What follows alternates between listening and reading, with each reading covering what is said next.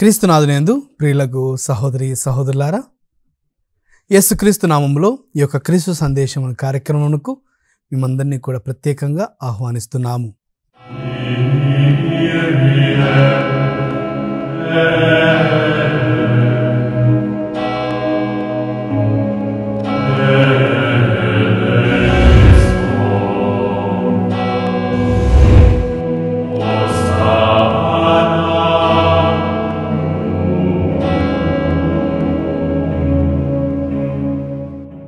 మరి యొక్క కార్యక్రమమును ఆరంభించుకునే ముందు చిన్న ప్రార్థన చేసుకుందాం. ఓ ప్రభువా, మీ యొక్క కృప ద్వారా మేము ఈ లోకంలో జీవిస్తున్నాము. మీ యొక్క సన్నిధి మాకెల్లప్పుడూ కూడా తోడై ఉండాలని, మేమందరం కూడా మీలో జీవించేటటువంటి బిడ్డలుగా మమ్ము తయారు చేయమని, వాక్యం ఆలకిస్తున్నటువంటి వారిని, వారి కుటుంబ సభ్యులను, ప్రభు వారికి ఉన్నటువంటి ప్రతి ఒక్క అవసరాన్ని కూడా మీ యొక్క నామం ద్వారా వారికి కల్పించమని, తీర్చమని, మీరు వారికి తోడై నీడై ఉండమని ప్రార్థిస్తున్నాము. ఈ యొక్క వాక్యం మా యొక్క జీవితములకు వెలుగై మమ్మల్ని నడిపించాలని ప్రార్థిస్తున్నాము. ఈ యొక్క మనల్ని మన ఆదురైన యేసుక్రీస్తు నామమున అడిగి వేడుకొంచున్నాం తండ్రి, amen. Praise the lord, praise the lord, hallelujah, hallelujah. క్రీస్తునాథునందు ప్రియులకు సహోదరి సహోదరులారా, ఈ యొక్క క్రీస్తు సందేశంలో మనం ఈరోజు ధ్యానించుకునేటటువంటి అంశము క్రీస్తునందు. మనమందరం కూడా మత్తయి సువార్త 1వ అధ్యాయము 22-23 వచనాలు చదువుకున్నట్లయితే, ఇమ్మానుయేలు దేవుడు అని పేరు పెట్టాలని, ఇమ్మానుయేలు అనగా దేవుడు మనతో ఉన్నాడని అర్థమని మనము ధ్యానించుకొని ఉన్నాం. దేవుడు మనతో ఉన్నాడు అంటే దేవుడు మనతో ఉండటానికి వచ్చాడు అని అర్థం. మరి ఆ యొక్క ప్రభువు నీతో నాతో ఉండడానికి వచ్చినప్పుడు మనము దేవునితో ఉంటున్నామా, లేకపోతే మనము దేవుని నుంచి దూరం పోతున్నామా? క్రీస్తునందు అనగా మనము క్రీస్తులో ఎలాంటి జీవితం జీవిస్తున్నాము? క్రీస్తు మనతో ఉండడానికి వచ్చినప్పటికీ మనము క్రీస్తును కలిగి జీవిస్తున్నామా, క్రీస్తు లేక జీవిస్తున్నామా? వీటిని మనం తెలుసుకోవాలి. మనం ఎన్నో సందర్భాలు ఈ పాట పాడుతూ ఉంటామండి. నాలో నాలో నీవే, నాలో నాలో నీవే, నా అంతరాత్మ నీవే, అనంత ప్రేమ నీవే, యేసయ్యా యేసయ్యా నా యేసయ్యా. నాలో నాలో నీవే, నా జీవితంలో యేసే, నా జీవితము యేసే, నా భవిష్యత్తు యేసే అనేటువంటి ఒక తాత్పర్యం ఇచ్చేటటువంటి ఒక పాటను మనం పాడుకొని ఉన్నాం.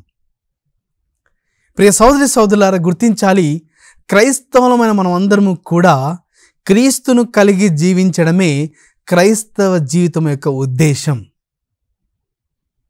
మన జీవితంలో మనం ఎన్నో పొందుకుంటాం, ఎన్నో కోల్పోతాం.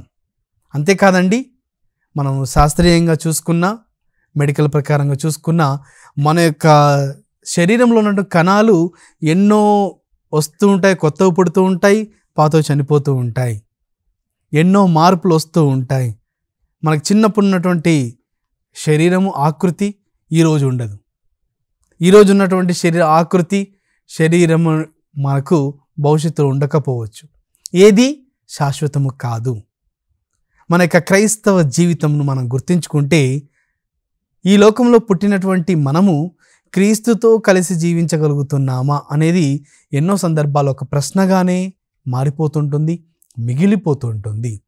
మన యొక్క క్రైస్తవ జీవితంలో జరిగేటటువంటి సంఘటన ద్వారా, సందర్భాల ద్వారా మన యొక్క జీవితం ముందుకు పోతున్న కొలది మా అనుభవాల ద్వారా మనం తెలుసుకుంటాం, నేను క్రీస్తులో ఉంటున్నానా, క్రీస్తు నాతో ఉండడానికి వచ్చినప్పటికీ నేను క్రీస్తును వదిలిపెట్టి వెళ్ళిపోతున్నానా అనేది మనం తెలుసుకోవచ్చండి. మరి మొన్నటి వారం మనం ధ్యానించుకున్నాము క్రీస్తు జనన సూచన అనేటువంటి అంశం ద్వారా. మరి సూచనలు ఇస్తున్నటువంటి ఆ యొక్క దేవుడు మనము ఆ సూచనలను గుర్తించకుండా వెళ్ళిపోతున్నట్లయితే యేసును కూడా మనము కోల్పోయి వెళ్ళిపోతూ ఉంటాం. యేసును కోల్పోతున్నటువంటి ఆ సందర్భంలో మనకు ఈ లోకం నేర్పించవచ్చు. ఏమని? ఈ యొక్క జీవితమే శాశ్వతం, ఈ యొక్క ప్రపంచమే శాశ్వతం అనేటువంటి పిచ్చి పిచ్చి విషయాలు మనకు ప్రపంచం నేర్పిస్తున్నప్పటికీ క్రీస్తు మాత్రం మనకు నేర్పిస్తూనే ఉంటాడు. అదేమిటంటే, నాతో లేనటువంటి నీ జీవితం అంతా కూడా వ్యర్థమైపోతుంది. ఎందుకంటే క్రీస్తు మనతో ఉండడానికి వచ్చాడు అంటే క్రీస్తుకు తెలుసు, క్రీస్తు లేకపోతే మన యొక్క జీవితానికంటూ ఒక అర్థం ఉండదు. క్రీస్తు లేకపోతే మన యొక్క జీవితం ఫలించేటటువంటి జీవితాలుగా ఉండదు. మనము మానవ జీవితంలో ఎన్నటికీ కూడా దేవుడు కాలేము కావున, దేవుడికి ఆ సత్యం తెలుసు కావున దేవుడే మానవుడై ఈ లోకానికి వచ్చాడు అనేటువంటి విషయాలను మనం గుర్తించాలి. ఒకసారి మనం వాక్యంలో చదువుకుంటే మనకు వాక్యం అర్థమవుతుంది. గలతీయులకు రాసిన లేఖ 2వ అధ్యాయం 20వ వచనంలో పునీత పౌలు గారు పలుకుతూ ఉన్నారు, కనుక ఇక జీవించున్నది నేను కాదు, క్రీస్తు నాయందు జీవించుచున్నాడు. నన్ను ప్రేమించి నా కొరకై ప్రాణత్యాగము చేసిన దేవుని పుత్రుని యందలి విశ్వాసం చేతనే ఇప్పుడు నేను శరీరమందలి ఈ జీవితమును గడుపుచున్నాను. పునీత పౌలు గారు చెప్తున్నటువంటి విషయము, క్రీస్తు నాయందు జీవిస్తున్నాడు అని ఖచ్చితంగా చెప్పగలుగుతున్నాడు. అనగా క్రీస్తును అతను ఎంతగా అనుభవించి తన జీవితంలో జీవిస్తుండవచ్చు, క్రీస్తును ఎంతగా అతను పొందుకొని ఉండవచ్చు ఒకసారి మనం గమనించాలి. మనకు ఒకవేళ అలాంటి సందర్భము, అలాంటి విషయం చెప్పాల్సి వస్తే మనం చెప్పగలుగుతామా అంటే ఎన్నో సందర్భాల్లో చెప్పలేకపోవచ్చు.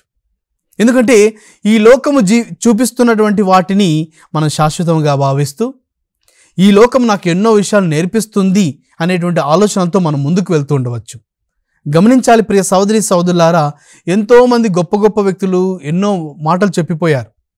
ఎలాంటి జీవితం జీవించాలి, మంచి జీవితం జీవించాలి, మంచిని ఎన్నుకోవాలి, లేకపోతే ఏ విధంగా ఉండాలి, ఆ విధంగా ఉండాలి అన్నీ చెప్పినప్పటికీ క్రీస్తు మాత్రమే నీకు నాకు చెప్తున్నాడు, నేనే జీవాహారము, నేనే నిజమైన పానమును, నేనే సత్యము జీవ మార్గము, నేనే లోకమునకు వెలుగు.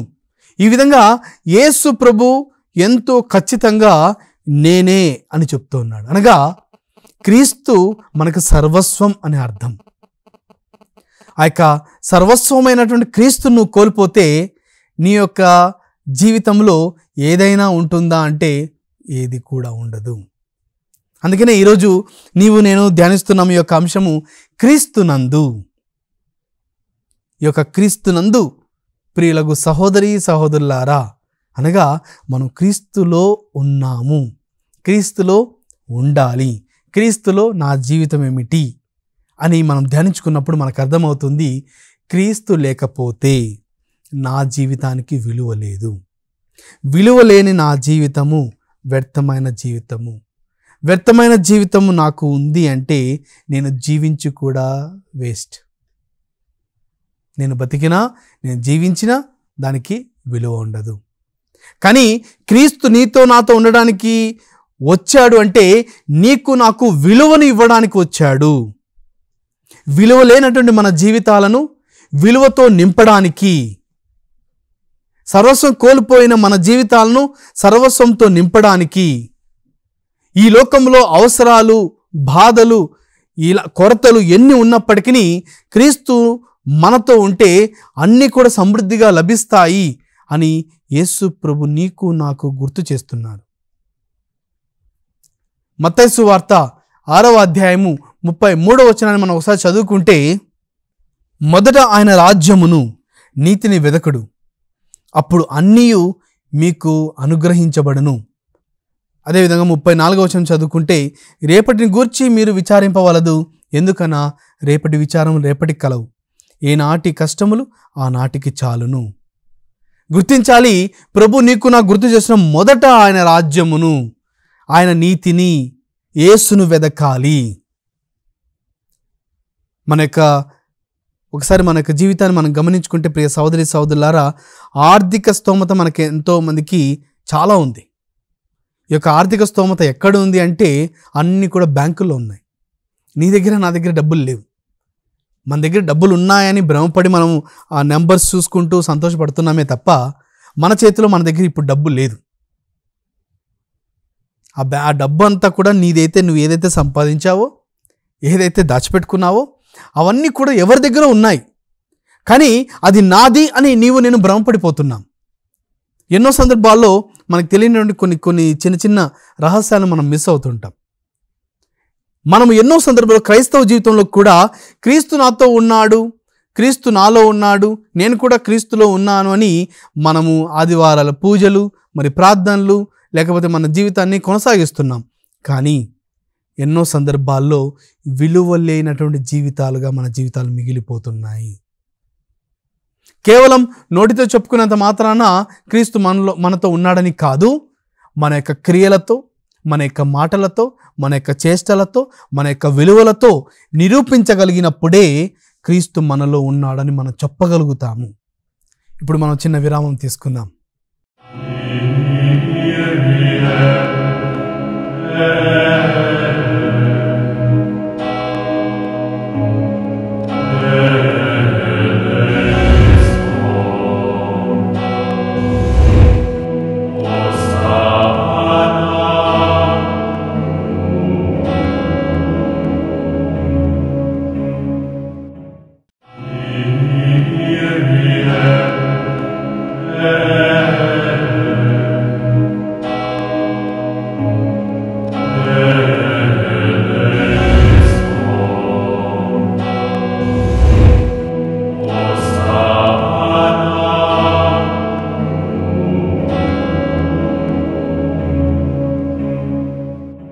విరామం తర్వాత తిరిగి స్వాగతం.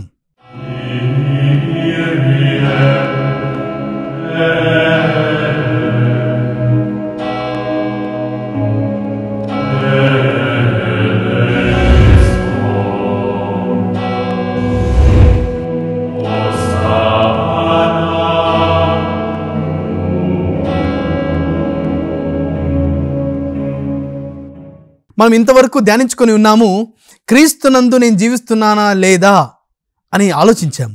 కానీ క్రీస్తునందు ఉన్నామా లేదా అని తెలుసుకోవాలి అంటే మన యొక్క ఆలోచనలు, మన యొక్క క్రియలను మనం పరిశీలించుకోవాలి.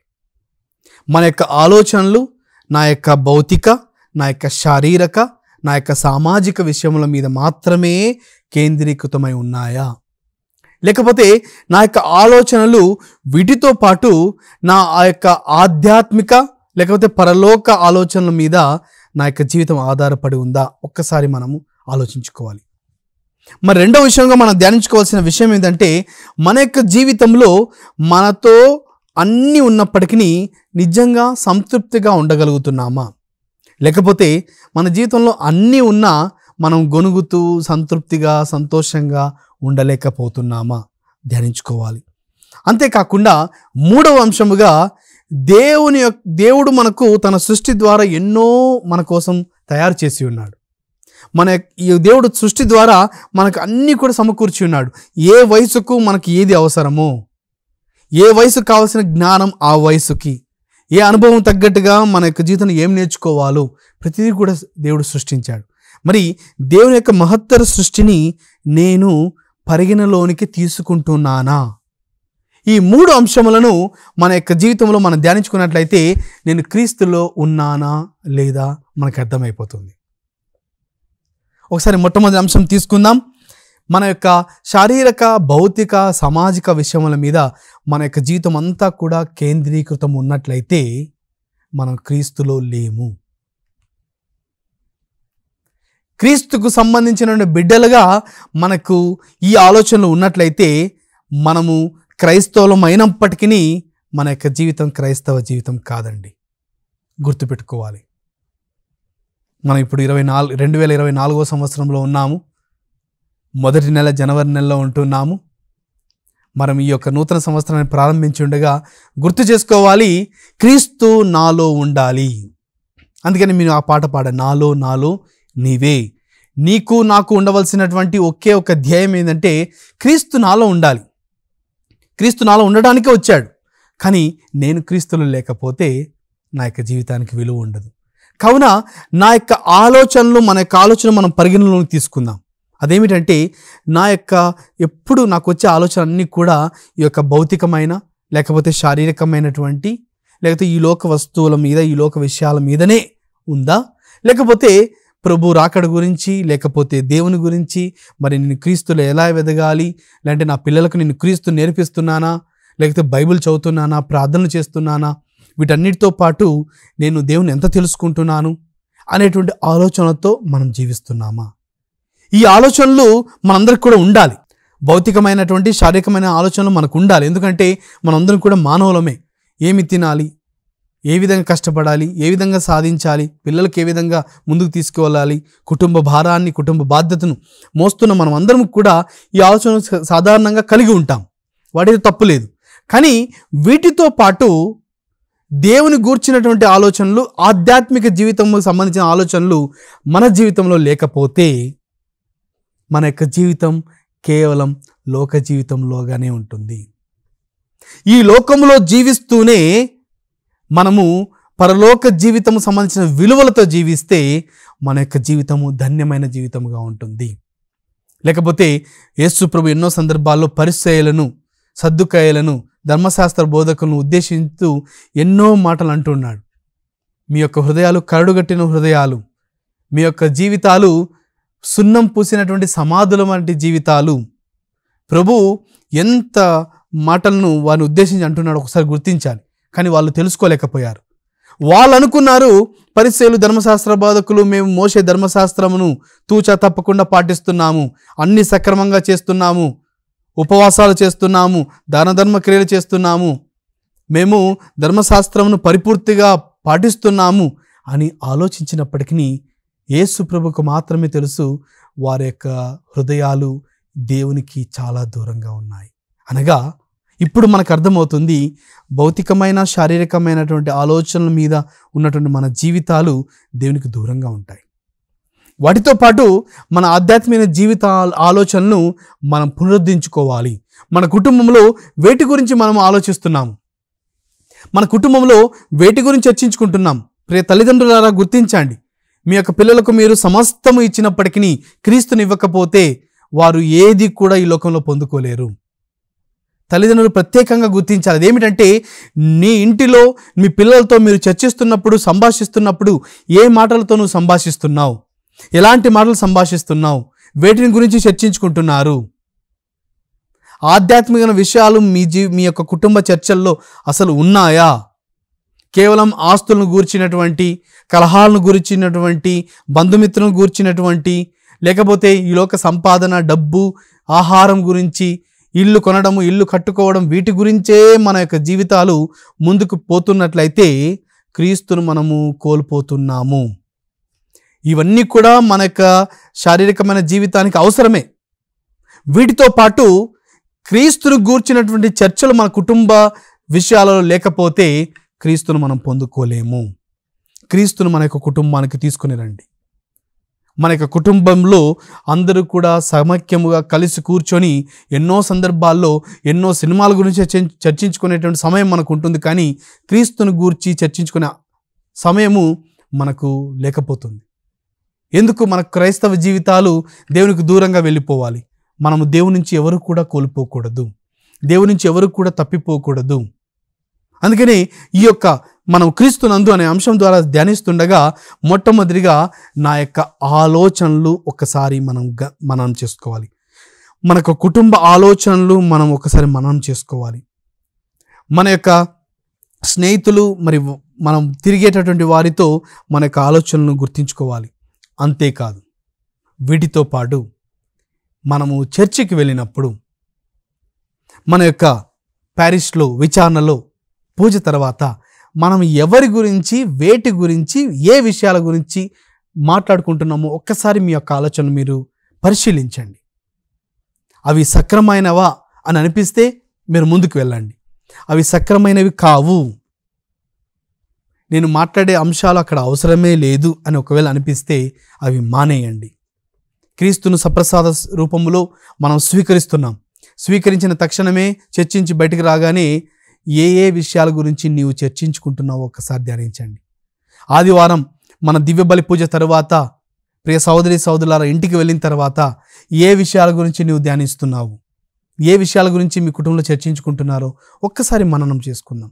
అప్పుడు మనము క్రీస్తునందు జీవించగలుగుతాం.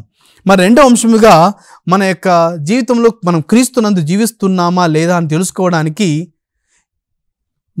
మనము ఆలోచించవలసినటువంటి ధ్యానించవలసిన విషయం ఏమిటంటే మన జీవితంలో సంతృప్తి ఉందా లేదా. మనము ఎన్నో సందర్భాల్లో చదువుతూ ఉంటాం, తెలుసుకుంటూ ఉంటాం. మరి మనం ఎన్నో వస్తువుల ద్వారా సంతృప్తిని పొందుకుంటూ ఉంటాం. ఒక వస్తువు కొత్తది కొన్నప్పుడు దాన్ని ఎంతో జాగ్రత్తగా వాడుకుంటాం, దాన్ని జాగ్రత్తగా ప్యాక్ చేసి పెడతాం, మరి అవసరమైనప్పుడు వాడుకుంటూ ఉంటాం. కానీ కాలక్రమేణా ఆ వస్తువు మీద ఉన్నటువంటి ఆ యొక్క తృప్తి తగ్గిపోతూ ఉంటుంది. అదేవిధంగా మీరు ఎకనామిక్స్ చదివినట్లయితే మార్జినల్ యూటిలిటీ థియరీ అని కూడా ఒకటి ఉంటుంది. మనం మొట్టమొదటి యాపిల్ తిన్నప్పుడు ఉన్నటువంటి తృప్తి 10వ యాపిల్ తిన్నప్పుడు మనకు ఆ తృప్తి ఉండదు. మరి ఇలాంటిది మన యొక్క జీవితంలో వస్తువుల ద్వారా పొందుకునే తృప్తి కాకుండా ఎంతోమంది ఎన్నో వస్తువులు ఉన్నా వారికి సంతృప్తి ఉండదండి. అన్ని కావాల్సిన వస్తువులన్నీ ఉంటాయి, కావాల్సిన బట్టలు ఉంటాయి, కావాల్సిన సదుపాయాలు అన్నీ ఉంటాయి, కానీ జీవితంలో సంతృప్తి ఉండదు. ఒకవేళ అట్లా ఉన్నట్లయితే మనం క్రీస్తులో లేము అని మనం గుర్తించాలి. మరి చివరిగా మనము ధ్యానించుకున్న 2 అంశాలను గుర్తు చేసుకుందాం. వచ్చే వారం ఇదే అంశాన్ని మనం ఇంకా లోతుగా ధ్యానించుకునే అవకాశం ఉంది. కావున మొట్టమొదటి అంశముగా మన యొక్క ఆలోచనలు వేటి మీద కేంద్రీకృతమై ఉన్నాయి. రెండోది మనకు ఉన్నటువంటి వస్తువుల ద్వారా, మనకున్నటువంటి ప్రతి ఒక్క సదుపాయాల ద్వారా సంతృప్తి మన జీవితంలో ఉందా లేదా అని ధ్యానించుకొని ఉన్నాం. మరి చివరిగా చిన్న ప్రార్థన చేసుకుందాం. ఓ ప్రభువా, వాక్యాన్ని ధ్యానిస్తున్నటువంటి మమ్మల్ని అందరినీ కూడా మీరు దీవించి ఉన్నారు. వాక్యము ధ్యానించుకోవడానికి మీరు కల్పించిన యొక్క అవకాశమును బట్టి, మరి వాక్యం ఆలకించడానికి ప్రతి ఒక్కరికి మీరు సమయాన్ని ఇచ్చి ఉన్నారు. మీకు వందనాలు. ఈ వాక్యం ఆలకించిన వారందరినీ కూడా ప్రభువా మీరు వారి యొక్క జీవితాల్లో వెలుగును నింపమని, తండ్రి యొక్క కృపను వారికి ప్రసాదించమని ప్రార్థిస్తున్నాము. ఈ యొక్క మనోటి మా నాథుడైన యేసుక్రీస్తు నామమున అడిగి వేడుకొంచున్నాం తండ్రి, ఆమెన్. ప్రియ సహోదరి సహోదరులారా, వచ్చే వారం ఇదే సమయానికి క్రీస్తునందు 2వ భాగమును మనం ధ్యానించుకుందాం. May God bless all of you. దేవుడు మిమ్మల్ని అందరినీ కూడా దీవించును గాక.